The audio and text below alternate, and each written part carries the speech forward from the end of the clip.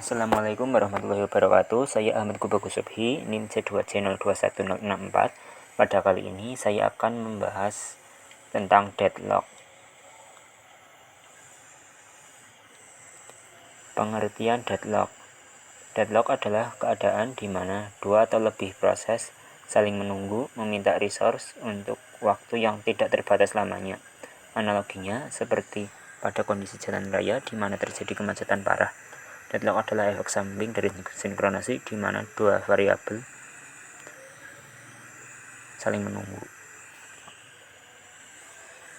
Kemudian model deadlock di sini dijelaskan seperti pada gambar di mana resource 1 dipakai oleh proses 1 sedangkan proses 1 meminta resource 2 dan resource 2 sedang dipakai oleh proses 2 sedangkan proses 2 meminta resource 3 yang mana resource 3 sedang dipakai oleh proses 3 dan proses 3 meminta resource 1. Analoginya seperti gambar pada samping kanan di mana mobil yang saling macet parah.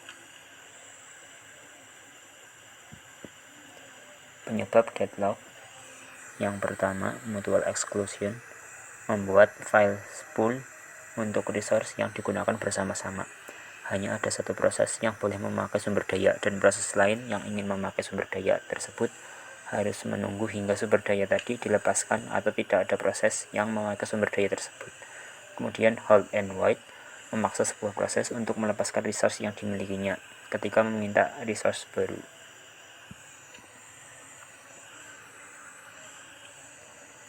Lalu circular waiting, yang artinya menunggu secara sirkular. Dan yang terakhir, non-preemption atau tidak membolehkan adanya preemption. Sumber daya yang ada pada sebuah proses tidak boleh diambil begitu saja oleh proses lainnya. Untuk mendapatkan sumber daya tersebut, maka harus dilepaskan terlebih dahulu oleh proses yang memegangnya. Selain itu, seluruh proses menunggu dan mempersilahkan hanya proses sumber daya. Kemudian, mencegah deadlock.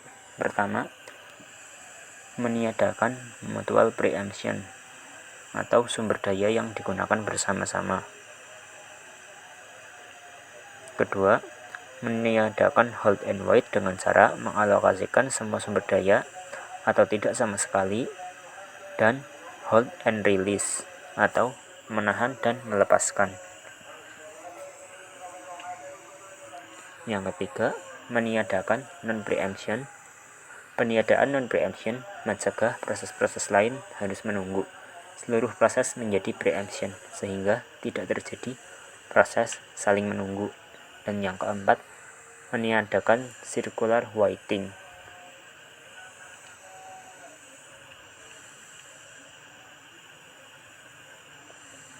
Cara menghindari deadlock. Proses harus menyatakan seluruh sumber daya maksimum yang dibutuhkan sebelum eksekusi. Ketika eksekusi berlangsung, proses meminta sumber daya yang diperlukan hingga batas maksimum yang dinyatakan di awal. Proses yang menyatakan kebutuhan melewati kapasitas sistem tidak akan dieksekusi. Kemudian, untuk mendeteksi deadlock atau deadlock detection, untuk mengetahui adanya atau tidaknya deadlock dalam suatu graf dapat dilihat dari perputaran dan resource yang dimilikinya, yaitu jika tidak ada perputaran berarti tidak deadlock. Jika ada perputaran, maka ada potensi terjadi deadlock. Resource dengan instan tunggal dan perputaran mengakibatkan deadlock. Pada gambar graf dengan deadlock terlihat bahwa ada perputaran yang memungkinkan terjadinya deadlock dan semua sumber daya memiliki satu instans kecuali sumber daya R2. Graf tersebut memiliki setidaknya dua putaran, di mana resource 2 terlihat seperti pada gambar nomor 1 dan nomor 2.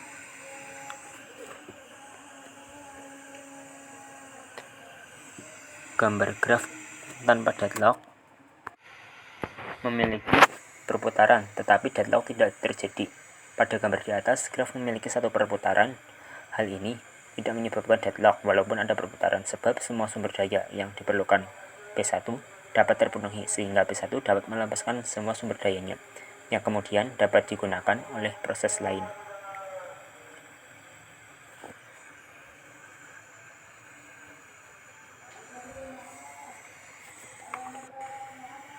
Kemudian, strategi mengatasi deadlock. Yang pertama, prevention, yaitu memastikan paling sedikit satu penyebab deadlock tidak berlaku. Kemudian, avoidance, sistem menolak request terhadap resource yang berpotensi deadlock, algoritma bunker. Kemudian, detection and recovery, membiarkan deadlock terjadi, lalu mendeteksinya, kemudian melakukan recovery, algoritma OS3. Algoritma safety. Algoritma ini menentukan apakah sistem berada dalam state selamat atau tidak. Safe state atau state selamat dinyatakan jika tidak deadlock dan terdapat cara untuk memenuhi seluruh permintaan tanpa menghasilkan deadlock. Kebalikannya yaitu unsafe state, di mana jika tidak terdapat cara untuk memenuhi semua permintaan yang tertunda,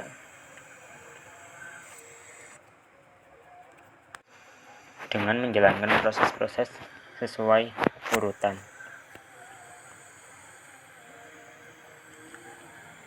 Algoritma bunker, yaitu analogi dari algoritma bunker dengan sistem operasi adalah nasabah merupakan proses yang sedang berjalan, uang merupakan sumber daya, dan bangkir merupakan sistem operasinya.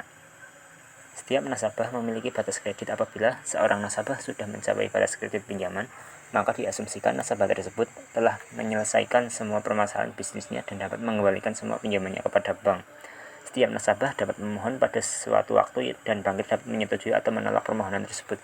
Jika ditolak, nasabah masih menggenggam dana yang telah dipinjamkan untuknya dan menunggu selama waktu atau deadlock sampai permohonannya disetujui. Permohonan disetujui atau ditolak ditentukan dengan algoritma safety dan algoritma resource request.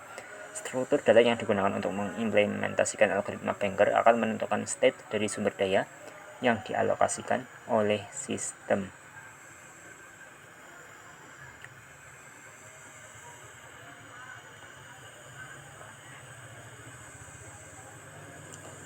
Algoritma OS3. Algoritma OS3 adalah strategi mengabaikan masalah yang mungkin terjadi atas dasar bahwa masalah itu mungkin sangat jarang terjadi, atau menempel kepala di pasir dan berpura-pura bahwa tidak ada masalah, dengan mengasumsikan bahwa lebih efektif untuk memungkinkan masalah itu terjadi dibandingkan upaya pencegahannya.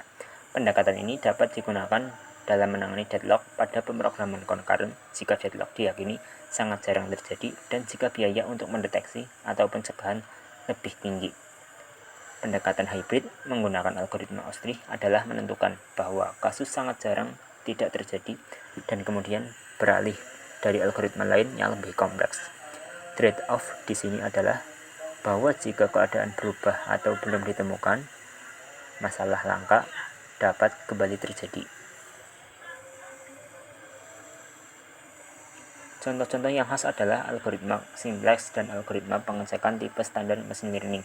Masalah seperti integer overflow dalam bahasa pemrograman tetap juga sering diabaikan, karena mereka hanya terjadi dalam kasus luar biasa yang tidak muncul output untuk input sederhana. Terima kasih, sekian yang dapat saya sampaikan. Mohon maaf apabila ada kekurangan.